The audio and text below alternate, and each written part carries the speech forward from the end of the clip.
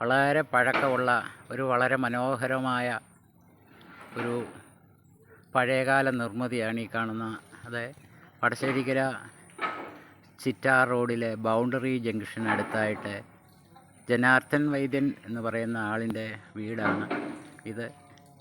അത് ഏകദേശം 10-75 വർഷത്തിന് മുകളിൽ പഴക്കമുള്ള ഒരു വീടാണ്. എല്ലാവരും വീടുകൾ പൊളിച്ച് ഇതേപോലുള്ള ഓടുകളൊക്കെ ഉള്ള വീട് പൊളിച്ച് കളയുമ്പോൾ ഇത് അദ്ദേഹത്തിൻ്റെ മകൻ മുരളി സദനം എന്നാണ് വീടിൻ്റെ പേര്. മുരളി അതെല്ലാം വൃത്തിയായി സംരക്ഷിക്കുന്ന ഒരു വളരെ മനോഹരമായൊരു വീടാണ്. ഈ വീട്ടിലെ ഒരു മകനായിരുന്നു പ്രശസ്ത സിനിമ ക്യാമറാമാനായിരുന്ന രാധാകൃഷ്ണൻ. ലോകപ്രശസ്തനായ ക്യാമറാമാനായിരുന്നു. അടൂർ ഗോപാലകൃഷ്ണ സാറിൻ്റെ കൂടെയൊക്കെ ക്യാമറ ചലിപ്പിച്ചിട്ടുള്ള വളരെ പ്രശസ്തനായ അദ്ദേഹം ജനിച്ചു വളർന്ന വീട് കൂടിയാണ് ഇത്. വടശ്ശേരിക്കരയിലെ ബൗണ്ടറി എന്ന് പറയുന്ന സ്ഥലത്തെ വളരെ മനോഹരമായൊരു വീട്. ഇന്ന് ഇതേപോലുള്ള വീടുകളെല്ലാം പൊളിച്ച് കോൺക്രീറ്റ് സൗധങ്ങൾ ചെയ്യുമ്പോൾ ഈ വീട് വളരെ മനോഹരമായ സംരക്ഷിച്ചിരിക്കുന്നു.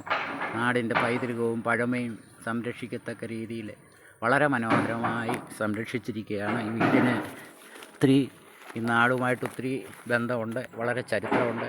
വളരെ മനോഹരമായ ഒരു വീടാണ്.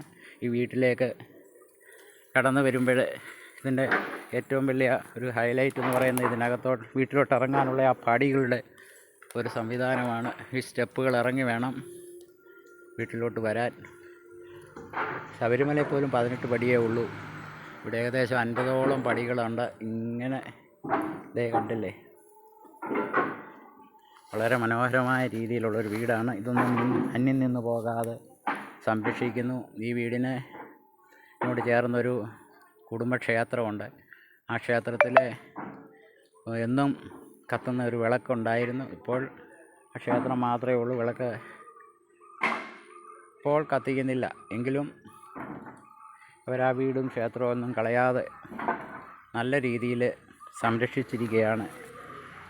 അപ്പോൾ ഇതേപോലുള്ള പൈതൃക നിർമ്മിതികളെ തുടർന്നും സംരക്ഷിക്കുവാൻ നമ്മുടെ ചരിത്രം കാരണമാകട്ടെ എന്ന് ആശംസിക്കുന്നു.